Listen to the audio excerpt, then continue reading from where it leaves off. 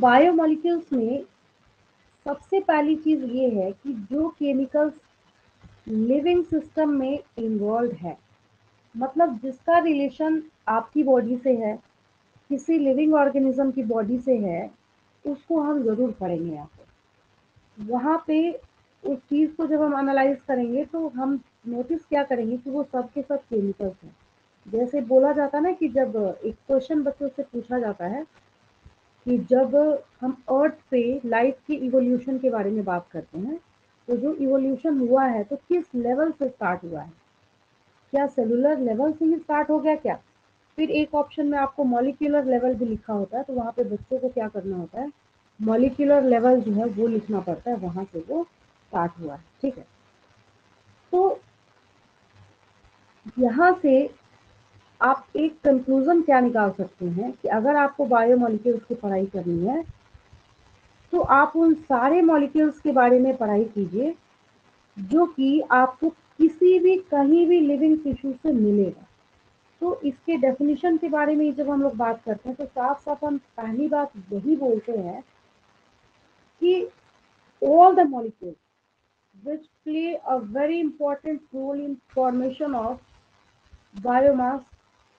Biomass किस case में बोलेंगे, जब हम प्लांट्स के बारे में बात करेंगे, या फिर वो किसको बनाने में हेल्प करेगा, तो टिश्यू कंटेंट को बनाने में हेल्प करेगा, या फिर हम दूसरे स्टेटमेंट में ये बोल सकते हैं that we get from living tissue. मतलब आपको कुल मिला के उस केमिकल का कनेक्शन हर तरीके से किसके साथ होना चाहिए, जरूर होना चाहिए लिविंग के साथ। हाँ, ये भी हम लोग कंपेयर करेंगे इस चैप्टर में आगे जाके कि बहुत सारी चीजें आपकी बॉडी में ऐसी भी है जो कि है तो इनऑर्गेनिक, लेकिन उसके बिना आपका काम चल ही नहीं सकता।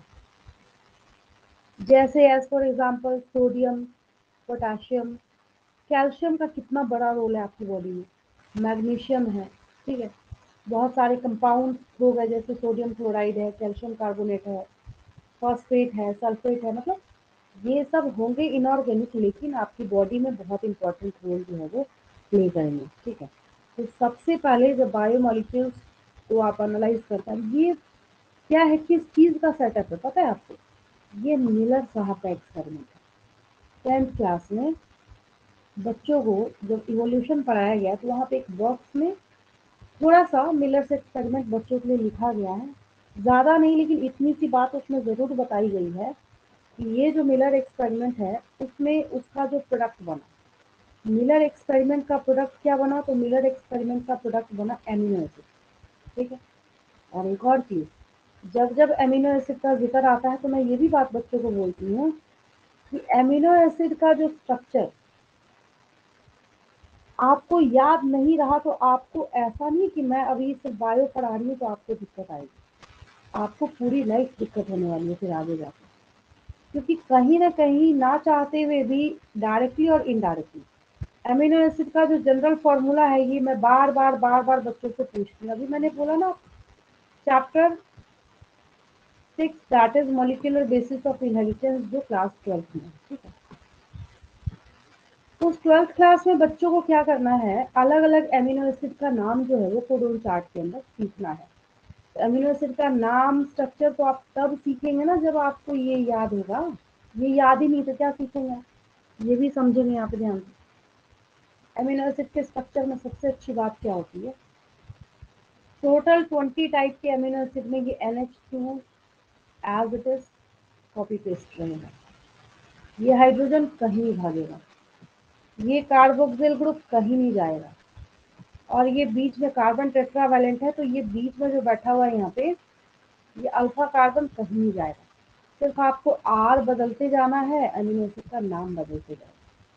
तो मैंने अमीनो एसिड का जिक्र किया और बन कहाँ रहा है, तो ये जो मिलर साहब का आपने एक्सपेरिमेंट देखा है, इनका प्रोडक्ट जब इन्होंने मीथेन, अमोनिया, वाटर वेपर और हाइड्रोजन गैस को लेके क्लोज्ड फ्लास्क में बंद करके छोड़ दिया 800 डिग्री सेंटीग्रेड टेम्परेचर देके और इलेक्ट्रिक स्पार्क करा के छोड़ दिया 1 सप्ताह तक, इनको क्या मिला उसके अंदर, अमीनो एसिड मिला। अमीनो एसिड किसका बिल्डिंग ब्लॉक है, अमीनो एसिड किसका बिल्डिंग ब्लॉक है, प्रोटीन्स। हाँ ठीक है, वेरी गुड। प्रोटीन्स का मोनोमर है ये, बिना आप एमिनो एसिड के प्रोटीन्स बना ही नहीं सकते।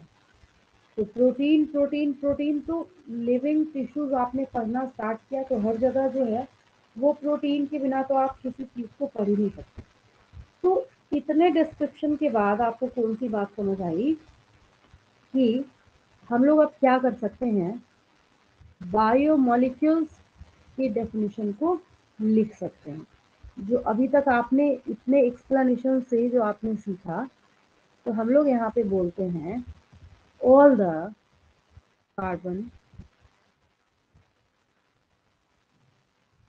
Compounds that we get from living tissues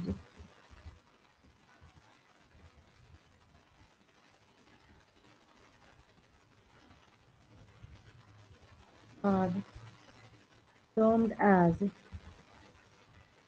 biomolecules. बहुत सारे तरीके से इसको बोल सकते हैं, मतलब यही निकलेगा।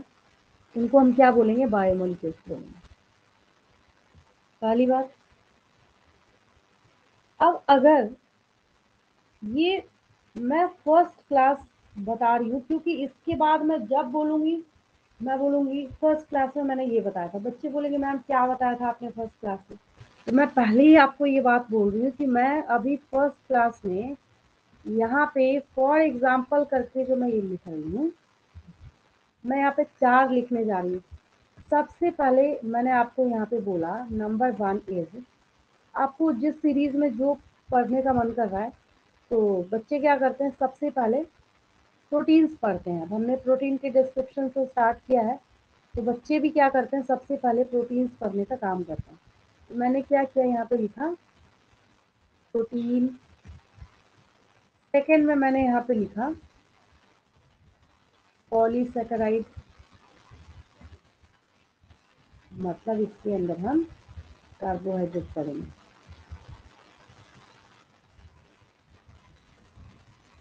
देन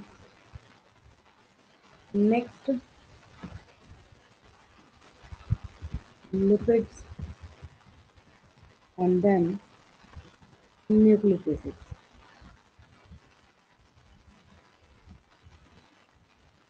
अगर मैं ऐसा बोलूँ ना, इतना पढ़ लिया बस, ये चैप्टर डन ओवर, बिल्कुल सही बात है। यही पढ़ना ही आपको इस चैप्टर में, यही चीज जो है, बस इतने की ही आपको पढ़ाई करनी है।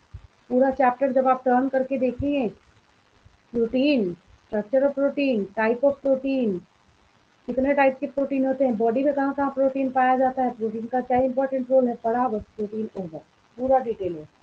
फिर पॉलीसेकेराइड के बारे में बात करेंगे, पॉलीसेकेराइड कैसे बनेगा, डाइसेकेराइड कैसे बनेगा, मोनोसेकेराइड कैसे बनेगा, कौन से मोनोसेकेराइड से कौन सा डाइसेकेराइड बनेगा, पॉलीसेकेराइड नेचर में कहाँ कहाँ पाया जाएगा, सेलुलोज कहाँ मिलेगा, ग्लाइकोजन कहाँ मिलेगा, स्टार्च कहाँ मिलेगा, पढ़ा बस, पॉलीसेकेराइड ओवर। लिपिड्स के बारे में फिर आप पढ़ेंगे कहाँ कहाँ नेचर में पाया जाएगा, फिर यहाँ पे वापस उठ के आएगा। जो मैंने आपको फ्लूइड मोजाइक मॉडल पढ़ाया था सेल चैप्टर में, क्योंकि आपने वहाँ पे देखा था कि उसका मेम्ब्रेन जो है वो लिपिड बाइलेयर का बना था। और न्यूक्लिक एसिड तो खैर जान है आपकी, मतलब जो डीएनए और आरएनए है, डीएनए आपका जेनेटिक मटेरियल है, और इस नेचर में सिर्फ डीएनए आरएनए को ही जेनेटिक मटेरियल होने का पावर दिया गया है। ठीक है, तो ये जो है, ये मैं अगर ऐसा बोलूँ कि यही चैप्टर है आपका, तो सुनने में तो अच्छा लग रहा है कि बस इतना ही है, लेकिन आगे जो है पूरा इसका डिस्क्रिप्शन आपको करना है। ठीक है, अब इसके बाद क्या है, इसको जब हम पढ़ते हैं तो सवाल ये उठता है कि कैसे पढ़ रहे हैं, कैसे पढ़ाई कर रहे हैं, आखिर हमें इन्हीं सारी चीज़ों को क्यों पढ़ना पड़ता है। तो सबसे पहले क्या किया गया कि लिविंग टिश्यू के मास में से सबसे पहले निकाला गया, वहाँ से एक्सट्रैक्ट किया गया, जैसे मान लीजिए कि उसको ग्राइंड किया, फिर जला दिया, उससे जो ऐश मिला, ऐश को ले जाके चेक करना स्टार्ट किया। कैसे फोरेंसिक लैब वाले काम करते हैं पता ही आपको, एक ऐश में से ही सारा जो डिटेल है वहाँ से निकाल लेते हैं।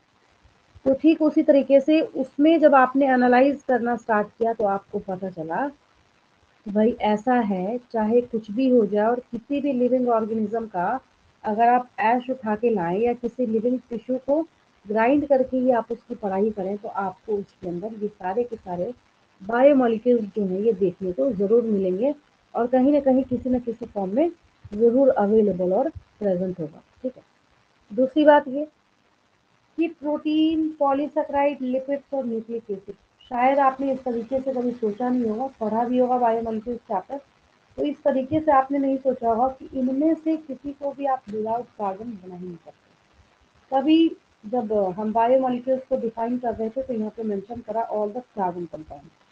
हमने यहाँ पे लिखा है कि सारे के सारे कंपाउंड्स किसके बने हुए, यहाँ पे कार्बन कंपाउंड्स के बारे में हम लोग यहाँ पे बात कर रहे हैं। ठीक है, जो कि लिविंग टिश्यूज का बहुत बड़ा यहाँ पे कंपोनेंट के तौर पे अपना इम्पोर्टेंट रोल प्ले कर रहा है। फिर उसके बाद एक और यहाँ पे क्वेश्चन अराइज होता है कि जब मान लीजिए आपने कोई लिविंग टिश्यू उठाया है, तो लिविंग टिश्यू जब आपने लिया और आप चाह रहे हैं कि आप मोटर और पिस्टल लेके उसको आप क्या करें, ग्राइंड करने की कोशिश कर रहे हैं, तो ग्राइंड करने की जब कोशिश कर रहे हैं तो करेंगे कहाँ, कैसे, किस तरीके से करेंगे? आपको अगर घर में भी किसी चीज़ को मिक्सर ग्राइंडर के अंदर ग्राइंड करना होता है तो ऑब्वियस है कुछ ना कुछ उसके अंदर मीडियम डालते हैं ना, मतलब अगर कोई लिक्विड जैसी चीज़ है, आपको मान लीजिए किसी चीज़ की चटनी बनानी है तो आप कुछ उसमें मीडियम के तौर पे डालते हैं ना। तो सवाल ये उठता है कि हम जो ये लिविंग टिश्यूज को ग्राइंड करेंगे तो उसके लिए आखिर हम लोग किस चीज़ का इस्तेमाल करेंगे। तो देखिए, इसके लिए मैं बच्चों को कहती हूँ कि हमेशा याद रखना ट्राइक्लोरो एसिटिक एसिड, कितना आसान है, कितना इजी है, पता नहीं बच्चे इसमें क्यों गलती करके आते हैं। ये देखिए, अब what is this trichloro acetic acid, अगर मैं आपसे क्वेश्चन पूछूं इसमें क्लोरीन कितना है, कितना क्लोरीन दिख रहा है आपको? 3, CH3 है 3. ना। हाँ, बहुत इजी है, इसमें कितना दिख रहा है आपको? 3 है, तो मैंने लिख दिया ट्राई, क्या 3 दिख रहा है? तो क्लोरीन दिख रहा है, मैंने लिख दिया यहाँ पे क्लोरो। ठीक है, और एसिटिक एसिड तो है ही है, एसिटिक एसिड इसके साथ लगा हुआ है, तो बन गया ये ट्राइक्लोरो एसिटिक एसिड। हमने ये मीडियम उठाया है, तो आपसे पूछ लिया जाएगा सीधा सीधा क्वेश्चन कि आपने एज अ ग्रेडियंट उसमें क्या इस्तेमाल करा था, किस सॉल्यूशन के अंदर आपने सारी चीज़ों को ग्राइंड किया था। तो आपको याद रखना है ट्राइक्लोरो एसिटिक एसिड के अंदर आपने क्या किया था, उसको ग्राइंड करने का काम किया था। ठीक है, इसका स्ट्रक्चर नोट कर लेंगे, नोट किया है तो बहुत अच्छी बात है, नहीं नोट किया है तो स्क्रीनशॉट ले लेंगे। ठीक है, क्लोरीन 3 है यहाँ पे। ठीक है, लेकिन क्लोरीन को अगर हटाया जाए तो आपको यहाँ पे कार्बन का नंबर भी दिख रहा है, तो उसके बेसिस पे आपको पता चल रहा है कि ये क्या हम कह सकते हैं, इसको एसिटिक एसिड कह सकते हैं। क्या कह सकते हैं? Acetic acid. तो आपने कंक्लूजन निकाला कि इसका नाम क्या हो गया, ट्राइक्लोरो एसिटिक एसिड, है ना। ऐसे भी आसान हो जाएगा आपके लिए ये। ठीक है, तो ये जो मैंने आपको एक इंट्रोडक्शन के तौर पे जो मैंने आपको बायोमोलिक्यूल्स में सिखाया, समझ आया सारे बच्चों को? समझ आया? Yes, ma'am. हम लोग इसको इंटरेस्टिंग तरीके से करेंगे। बायोमोलिक्यूल्स चैप्टर से बच्चे बहुत डरते हैं, लेकिन सुपर इजी, कैसे एनिमल किंगडम इजी हो गया ना आपके लिए, अब उसी तरीके से ये चैप्टर भी इजी हो जाएगा। ठीक है, इसको हम लोग करते हैं आगे एक्सप्लेन।